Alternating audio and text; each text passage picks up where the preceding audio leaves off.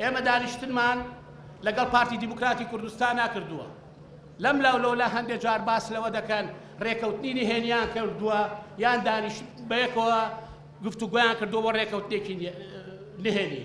حەزەکەم لەم بۆنەیەدا ئەوە ڕابگەێنین کە ئێمە دانیشتنمان کردووە بە ئاشکرا کردومانە بۆ ئەوە گفتوگۆ لەسەر کێشەکان قەیرانەکان بابەتەکان بە شێوەیەکی گشتی بکەین کە لێ تێگەشتن هەیە لە نێوانماندا نەگەوەی ڕێکەوتنمان کردبێت.